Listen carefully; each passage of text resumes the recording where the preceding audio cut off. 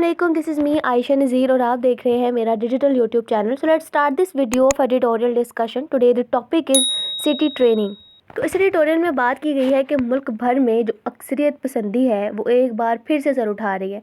Civilian और जो हमारी मिलिट्री लीडरशिप है इनको अपने फ़ौजियों को इंसदाद दहशतगर्दी की बेहतर तरबियत देने पर तवज्जो डालनी चाहिए और इसकी ज़रूरत भी है ताकि इंसदाद दहशतगर्दी की कार्रवाइयों के दौरान जो जानी नुकसान होता है इसको एटलीस्ट कम किया जा सके. गुज़िश्ता साल नवंबर में जब से कलअदम टीटीपी ने रियासत के साथ जंगबंदी को ख़त्म किया, हमलों की तादाद में तशवीशनाक इजाफा हुआ जिसमें या तो सिक्योरिटी एहलकार शहीद हो गए या फिर वो ज़ख्मी हुए.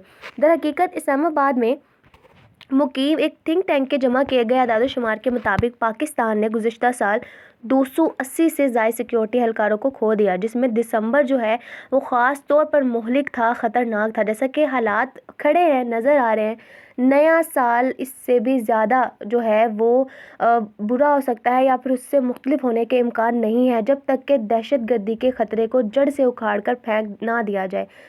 इंटेलिजेंस इकट्ठा करने और इंसदाद दहशतगर्दी की तरबियत दोनों के मामले में हमारे सिक्योरिटी फोर्सेस को अक्सरियत पसंदों से 2 कदम आगे रहने की अशद ज़रूरत है. ये ख़ास तौर पर इन लोगों के लिए दुरुस्त है जो दहशतगर्दी के तशद्दुद के ख़िलाफ़ जंग में फ्रंट लाइन पर हैं, यानी जो मुतलका फ़ौजी यूनिट्स हैं और जो सूबाई पुलिस फोर्सेस हैं. ये इंसदाद दहशतगर्दी के वो महकमे हैं जो फ्रंट लाइन पर होते हैं. हकीकत यह है कि अक्सरियत पसंद, चाहे वो मजहबी तौर पर मुहर्रिक हों, फ़िरका वराना अनासिर हों या फिर वो लैदगी पसंद हो, वो रवायती दुश्मन नहीं है जिनसे फ़ौजें मैदान जंग में मिलती हों.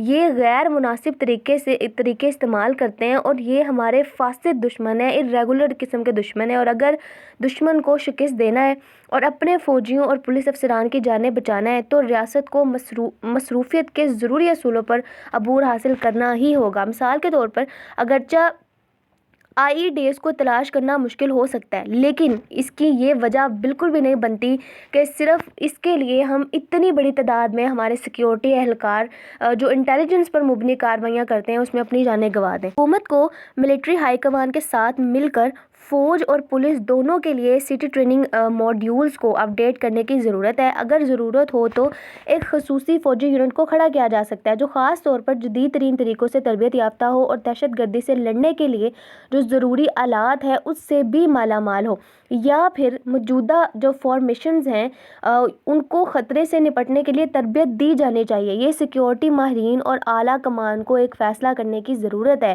ताकि सफ़ों के अंदर जानी नुकसान को महदूद किया जा सके और जो दहशतगर्दी का एक कामयाब मकसद है उसको हासिल किया जा सके.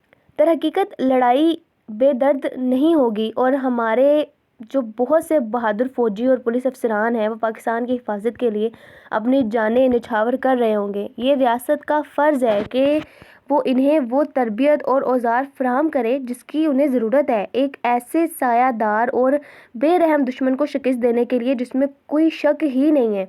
अगर इंसदाद दहशतगर्दी की कार्रवाइयों के दौरान सिक्योरिटी एहलकारों की एक बड़ी तादाद अपनी जानें गंवाती रही और या फिर शदीद होती रही तो इसका सिक्योरिटी एहलकारों पर एक बड़ा हौसला शिकन असर पड़ेगा. उन लोगों के जो हौसले हैं वो टूट सकते हैं, जबकि जो हमारे दहशतगर्द हैं उनको नफसियाती फ़तह मिलेगी. हो सकता है कि रियासत की नाकाम पॉलिसीज़ की वजह से दहशतगर्दी ने जन्म लिया हो, लेकिन मुल्क का दिफा करने वालों को इन गलतियों का खुमियाजा जान से नहीं भुगतना चाहिए. This is all about the second editorial of the day. Stay tuned. See you in the next video. Till then, Allah Hafiz.